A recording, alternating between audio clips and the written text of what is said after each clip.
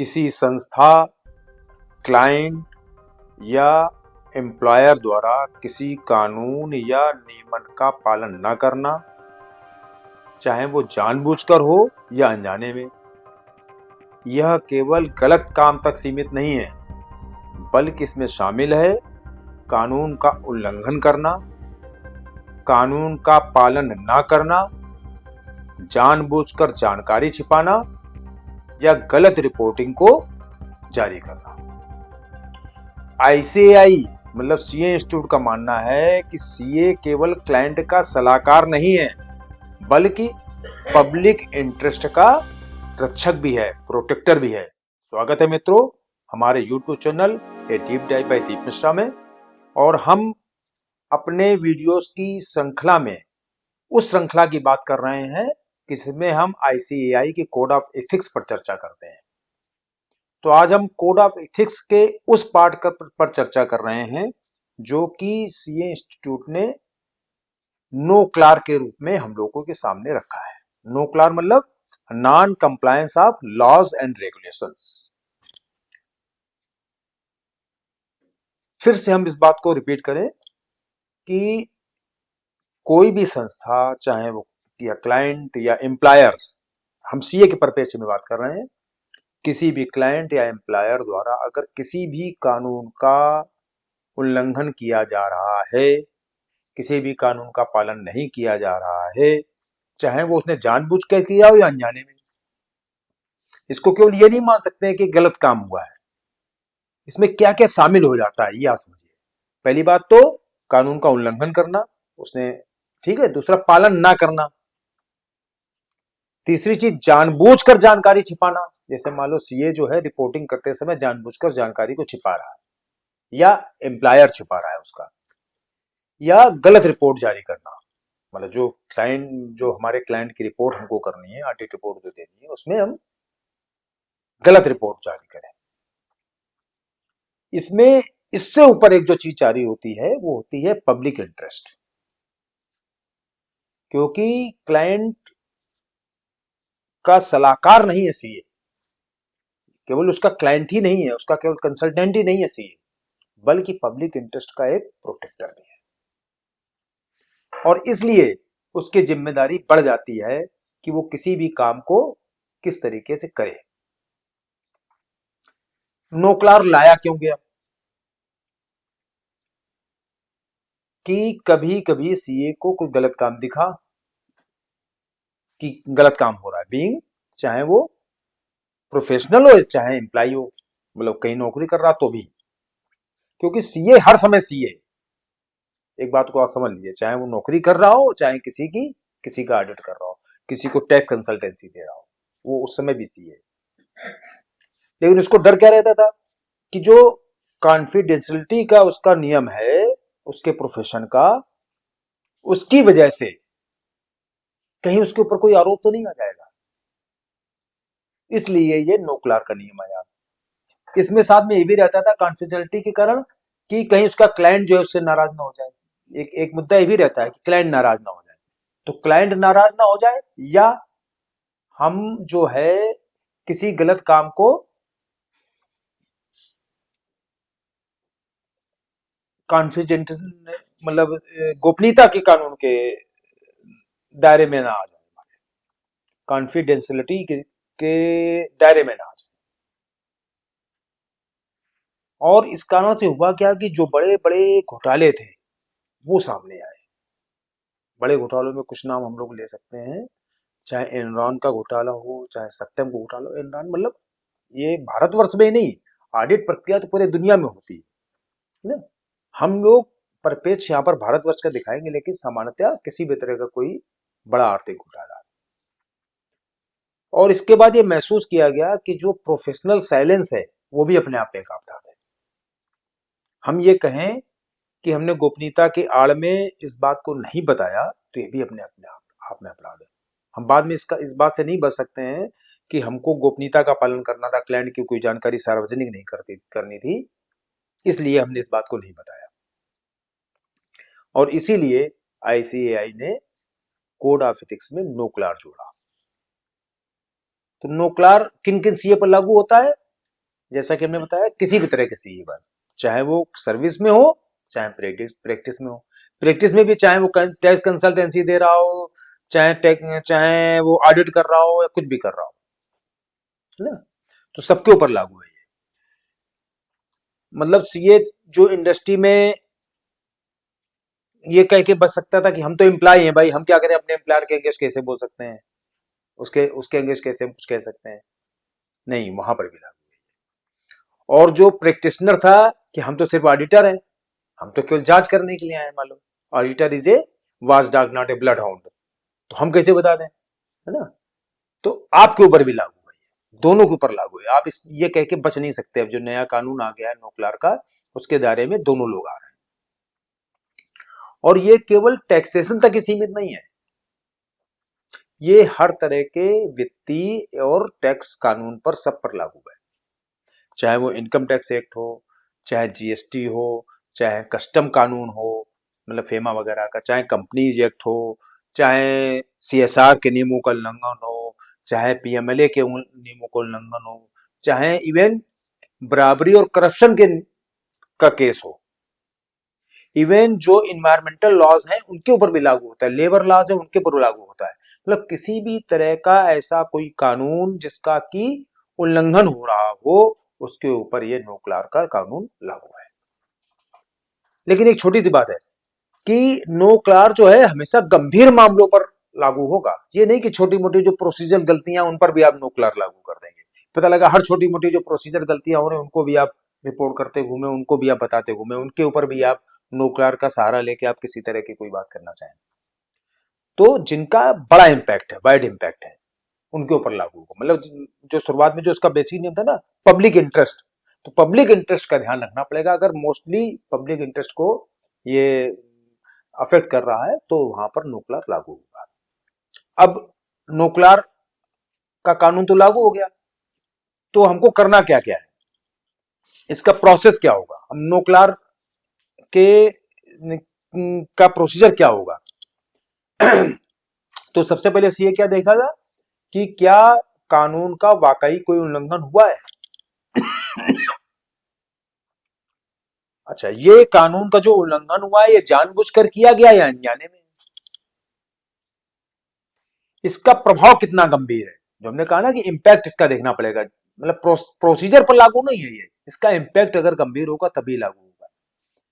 इसमें एक चीज और है कि कोई अफवाह है, मान लो हम एम्प्लॉई हैं, वहां पर अफवाह है किसी तरह की कि ये ऐसा होता है इस ऑफिस में, इस इंडस्ट्री में, इस मतलब इंडस्ट्री में, है ना, इस प्रतिष्ठान में, या कहीं हमको शक हो गया किसी चीज पर, तो उसके आधार पर कोई आपको कार्रवाई नहीं करनी है।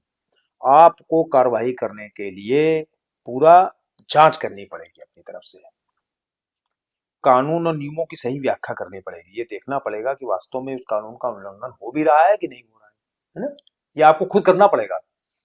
आपको फैक्ट्स और डॉक्यूमेंट्स की जांच करनी पड़ेगी, क्योंकि आप नो क्लार्क का आपको सहारा लेना है, सहारा भी लेना है, और साथ में नो क्लार्क आपकी ड्यूटी भी है।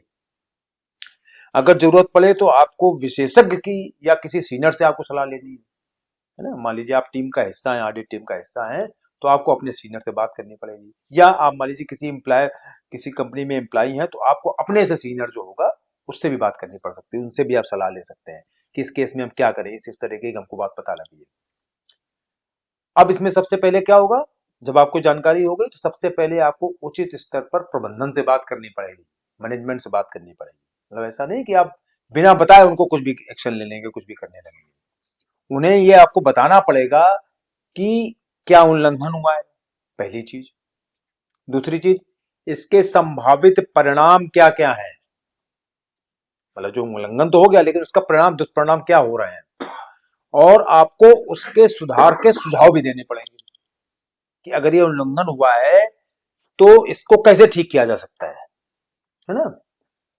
ये चरण बहुत अनिवार्य है ना, कि सुधार के सुझाव देना, जब तक कि कोई कानून इस तरीके की, स्पेशली कोई कानून इस तरीके मना नहीं कर रहा हो कि आपको सुधार का सुझाव देना है। क्योंकि सुधार की प्रतीक्षा आपको करनी पड़ेगी। आपने सुधार के लिए सुझाव दिए तो आपको इस बात की प्रतीक्षा करनी पड़ेगी कि सुझाव स्वीकार किया गया कि नहीं स्वीकार किया गया। ऐसा नहीं कि आपने बता दिया कि कानून का उल्लंघन हुआ, एकदम से जाके आपने नोक्लार में अपनी रिपोर्टिंग चालू कर दी, है ना। उसको अपॉर्चुनिटी देनी पड़ेगी कि मैनेजमेंट अपनी गलती स्वीकार कर ले, सुधारात्मक अपने कदम उठा ले। अगर ये दोनों चीजें हो जाती हैं सामान्यतया, तो आमतौर पर मामला यहीं समाप्त हो सकता है। मतलब कोई ऐसी चीज नहीं है कि कोई चीज मान लो गलती हो गई है किसी इंडस्ट्री में कहीं पर, तो अपराध तो हुआ, लेकिन ऐसा नहीं कि आप हर चीज को रिपोर्ट कर देना है तुरंत नोक्लार में। आपको सुधार की प्रतीक्षा भी करनी है, मैनेजमेंट के एक्शन को रिएक्शन को भी देखना है कि आपने मैनेजमेंट से जो बात बताई है वो उस पर सुधारात्मक कोई कदम उठा रहा है कि नहीं उठा रहा है ना। अगर मैनेजमेंट ये करने से इनकार कर देता है या फेल हो जाता है, उल्लंघन जारी रहता है, या मैनेजमेंट जानबूझकर इस चीज की अनदेखी कर रहा है और मामला यहां तक पहुंचता है कि पब्लिक इंटरेस्ट को नुकसान पहुंच रहा है, मतलब मामला अब कहां तक पहुंच गया, थोड़ा गंभीर स्थिति में पहुंच गया है, तब सीए को यह सोचना पड़ेगा कि क्या जो नियामक है उसको सूचना देना आवश्यक है। जो भी कंट्रोलिंग बॉडी है उससे संबंधित क्या उनको सूचना देना जरूरी हो गया है। क्या सीए को उस असाइनमेंट से हट जाना चाहिए, क्योंकि अब जो है उसकी जिम्मेदारी चालू हो गई, क्योंकि उसने जब उसको सुझाव दिया तो मैनेजमेंट ने उसको स्वीकार नहीं किया या उसकी जानबूझकर अनदेखी की, और वास्तव में ये पब्लिक इंटरेस्ट तक पहुंच चुका है मामला, और क्या कानून इसकी रिपोर्टिंग की परमिशन दे रहा है। अब जो है गोपनीयता अब जो है पूर्ण रूप से नहीं रहेगी। अब गोपनीयता के कानून का उल्लंघन कोई वैसी चीज नहीं रह गई है। अब आपको पब्लिक इंटरेस्ट के बेसिस पर नोक्लार में रिपोर्टिंग करनी है। यहां पर गोपनीयता और नोक्लार का आपस में एक तरह से द्वंद्व चालू हो चुका है। तो इस समय यह सोचना है, जो सबसे बड़ी महत्वपूर्ण चीज है कि सीए कुछ बाहर बता नहीं सकता है, ये एक गलत सोच है। बाहर बता सकता है, क्योंकि अब तो नोक्लार में भी ये प्रोविजन आ गया। पहले तो मान लो ठीक, हम इसकी आड़ में कोई बात रोक सकते थे बताने से या बच सकते थे, या हम ये कह सकते थे कि भाई ये तो गोपनीयता के कानून का उल्लंघन हो जाता है ना। लेकिन अब तो आपको बताना ही है, और वास्तव में जो नोक्लार में जो पब्लिक इंटरेस्ट है वो गोपनीयता के कानून से ऊपर हो सकता है। लेकिन सबसे बड़ी बात है कि आपको बहुत सोच समझ कर स्टेप उठाने हैं, आपको उसका डॉक्यूमेंटेशन करना है प्रॉपर, क्योंकि यहां पर एक चीज और आएगी कि प्रोपोर्शनल रिस्पांस भी आएगा। उसका रिस्पांस कैसा है, आपने जब मैनेजमेंट को ये बात बताई है तो उसका रिस्पांस कैसा है। जो उसका रिस्पांस है उसके बाद आगे ही आपको अपने स्टेप उठाने हैं ना। तो प्रैक्टिशनर क्या करेगा इस, देखो प्रैक्टिशनर में ऑनेस्टी, मतलब जहां सर्विस कर रहा है प्रैक्टिशनर है, तो प्रैक्टिशनर क्या करेगा, सेक्शन 360 के हिसाब से अपनी ऑडिट ओपिनियन देगा, अपने आप को एंगेजमेंट से बाहर करेगा, और अगर जरूरी समझेगा, अगर आवश्यक समझेगा तो रेगुलेटर्स को रिपोर्ट करेगा। वहीं जब कोई सीए सर्विस कर रहा है तो वो क्या करेगा, सेक्शन 260 में, 260 जो है सर्विस, सीए इन सर्विस के लिए है, और सेक्शन 360 सीए इन प्रैक्टिस के लिए है। तो वो इंटरनल एक्सकेलेशन करेगा, अपनी बात को बताएगा, बोर्ड में ऑडिट कमेटी के को सूचना देगा वो, और अगर एक्सट्रीम केस हो जाएगा तो वो वहां से रिजाइन करेगा, फिर वो वहां पर रह नहीं सकता है, क्योंकि अब जो स्थिति हो गई है वो उसके लिए बहुत ही ऐसी होगी कि अब उस परिस्थिति में उसका रहना जो है संभव नहीं है। लेकिन इन सारे केसेस में आप ये देखिएगा कि डॉक्यूमेंटेशन जो है उसका, वो उसके लिए सबसे जरूरी दस्तावेज बन जाता है, कि उसको जानकारी मिली, उसने फिर इंटीमेट किया, ये सारे डॉक्यूमेंटेड होने चाहिए, है ना। ये सारे स्टेप जो हमने आपको पहले बताए वो सारे डॉक्यूमेंट होने चाहिए। और इसीलिए सीए इंस्टीट्यूट क्या कहता है कि अगर कोई चीज डॉक्यूमेंटेड नहीं है तो वो उत्पन्न ही नहीं हुई है, हैपेंड ही नहीं हुई है। मतलब आपको हर स्टेप का डॉक्यूमेंट रखना है। अगर आपके पास डॉक्यूमेंटेशन किसी स्टेप का नहीं है तो आप ये मान लीजिए कि वो स्टेप हुआ ही नहीं, चाहे वो रिपोर्टिंग करने में हो, चाहे सर्विस करते समय हो, मतलब चाहे प्रैक्टिस में हो और चाहे सर्विस में हो। सीए को लिखित रूप में इन चीजों को डॉक्यूमेंट करना है, इन चीजों का दस्तावेजीकरण करना है कि उसने क्या उल्लंघन देखा, उसके बारे में मैनेजमेंट से उसकी क्या चर्चा हुई, उसको जवाब क्या मिला मैनेजमेंट से, और फिर मैनेजमेंट ने कौन सा क्या निर्णय लिया। क्योंकि अगर ये सारे स्टेप कंप्लीट नहीं हुए तो फिर वो आगे जो है कुछ भी करने के लिए लायबिल नहीं है, मतलब कुछ भी कर ही नहीं पाएगा। लायबिल करना हम कहते हैं, हम कह रहे हैं कि उसका अधिकार ही नहीं है आगे कुछ करने का, क्योंकि उसने ये सारे स्टेप नहीं उठाए हैं। अगर वो आगे फर्दर कहीं कुछ करता है तो उसको ये सारे डॉक्यूमेंट्स प्रूव करने पड़ेंगे, इंस्टीट्यूट में प्रूव करने पड़ेंगे। अगर इंस्टीट्यूट में इस तरह का कोई केस आता है कि आपने कैसे बता दिया बाहर, कैसे बाहर कह दिया, है ना, चाहे वो रिपोर्टिंग करते समय और चाहे सर्विस करते समय। जैसे एक अपने यहाँ उसमें सब चलता है ना, आर्थिक गतिविधियों में या किसी उस तरह की चीजों में, विसिल ब्लोवर। तो सीए को नो क्लार्क के केसेस में विसिल ब्लोवर नहीं बनना है कि विसिल ब्लोवर बनना है, उसको अपनी जिम्मेदारी निभानी है। और इसीलिए सर्विस के केस में अल्टीमेटली क्या कहा गया, अगर नहीं कुछ हो रहा तो आपको रिजाइन करना है वहां से। और प्रैक्टिस के केस में क्या कहा गया कि आपको एंगेजमेंट से हट जाना है, ऑडिट छोड़ देना है, करने नहीं ऑडिट भाई, आप हमारी बात सुन नहीं रहे हो, हमारी ओपिनियन को ध्यान नहीं दे रहे हो, है ना। और जहां जहां उसको रिपोर्ट करने के लिए आवश्यक है वहां वहां उनको उन डिपार्टमेंट से में उन कंट्रोलिंग अथॉरिटीज में उसको रिपोर्ट भी करनी। तो यहाँ विसिल ब्लोवर नहीं बनना केवल, लेकिन इथिकल करेज आपको रखना है, आपको साहस दिखाना है, जो अभी तक आप नहीं दिखा पाए थे। और इसीलिए सीए की भूमिका यहाँ पर केवल क्लाइंट सेंट्रिक ना होकर सोसाइटी सेंट्रिक है, मतलब उसको समाज का ध्यान रखना है। वो चुप रहकर किसी के गलत कार्यों को छुपा नहीं सकता है, क्योंकि अगर इसने ये किया तो वो उसका गलत काम हो जाएगा, मतलब वो गलत काम कर रहा होगा। तो यहां पर उसको चुप नहीं रहना है, बताना ही है।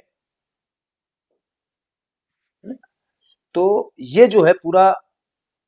अच्छा हाँ, एक चीज हम बताना शुरुआत में आपसे भूल गए कि ये नो क्लर्क लागू कब से हुआ। ये जारी हुआ था 1 जुलाई 2020 को, लेकिन लागू कब हो पाया, चूंकि उसके बाद चालू हो गया था कोरोना। आप लोगों को ध्यान होगा बहुत भीषण तरीके से कोरोना चल रहा था। तो नो क्लास जो लागू हो पाया 1 अक्टूबर 2022 को लागू हो पाया, उसके बाद से लगातार लागू है। और जो हमने आपको सारी बातें बताई नो क्लास की, उनसे संबंधित सारे प्रोसीजर आपको पहले फॉलो करने हैं। एक चीज, दूसरी चीज, हर चीज का दस्तावेजीकरण करना है, मतलब डॉक्यूमेंटेशन उसका करना है, क्योंकि किसी भी केस में केवल डॉक्यूमेंटेशन ही आपको किसी भी चीज से बचा सकता है। और इंस्टीट्यूट का चूंकि कानून है ना, इंस्टीट्यूट ने इसको अपनाया हुआ है, कोड ऑफ एथिक्स में लिया हुआ है। तो इंस्टीट्यूट से बचने के लिए तो केवल आपके पास पेपर ही होना चाहिए। अगर आपके पास पेपर नहीं है किसी से संबंधित, तो आप समझ लीजिए कि कोई आपको बचाने वाला नहीं है। और बार बार नोक्लार में कहा गया कि आप जो भी काम करिए, जो भी स्टेप उठाइए, उसका आपको डॉक्यूमेंटेशन रखना है। ये डॉक्यूमेंटेशन, जैसे कि हम ऑडिट करते हैं अपनी ऑडिट ओपिनियन देने के लिए, उसका डॉक्यूमेंटेशन तैयार करते हैं। क्योंकि ऑडिट ओपिनियन बनाओगे कैसे, आपने केवल ये कह दिया कि हमने ये ओपिनियन बनाई है हमने ऑडिट करके, तो उसका डॉक्यूमेंटेशन करना अनिवार्य है। क्योंकि हमने ओपिनियन ये बनाई कैसे, उसके सारे हमारे पास स्टेप होने चाहिए, हमारे पास डॉक्यूमेंट्स होने चाहिए। इसी तरीके से अगर नो क्लार में हमको कोई चीज रिपोर्ट करनी है, चाहे वो सर्विस करते समय चाहे प्रैक्टिस करते समय, तो उन सारे स्टेप्स का, उन सारी चीजों का आपके पास डॉक्यूमेंट्स होना चाहिए कि आपने क्या क्या कदम उठाए और आपने क्यों ये विचार किया कि अब आपको ये करना है। तो हमें लग रहा है कि नो क्लार लगभग हमने मोटे तौर पर आप लोगों को समझा दिया है। और आगे और जरूरत पड़ेगी तो और बताएंगे, इसको और डिटेल करेंगे, लेकिन हमें लगता है कि पूरा जो इसका थीम था नो क्लार का, वो हम समझाने में लगभग सफल रहे हैं। अगर कहीं कोई कमी हो तो आप हमको एक बार सूचित करें फिर से, तो हम उसको और ठीक करने की कोशिश करेंगे अपने। ये क्योंकि हमारा प्रोसेस है ये, जो हम आपसे बातें कर रहे हैं कोड ऑफ एथिक्स में, ये एक प्रोसेस है अपने मेंबर्स को इंस्टीट्यूट के उन प्रावधानों के बारे में जागरूक करने का जो इंस्टीट्यूट हमसे अपेक्षा करता है। इंस्टीट्यूट अपेक्षा क्यों करता है, क्योंकि समाज की अपेक्षा है उसके ऊपर। हम लोगों की बहुत बड़ी जिम्मेदारी है पूरे देश की आर्थिक सुचिता, आर्थिक गतिविधियों की सुचिता बनाए रखने की। तो उस काम में हम लोग सफल हो सकें, उस काम में सफल होके हम अपने देश की और समाज की सही ढंग से सेवा कर सकें। इसलिए जरूरी है कि हम लोग अपने कोड ऑफ एथिक्स के कानूनों का सही और सही मायने में पालन करते हैं। बहुत बहुत धन्यवाद।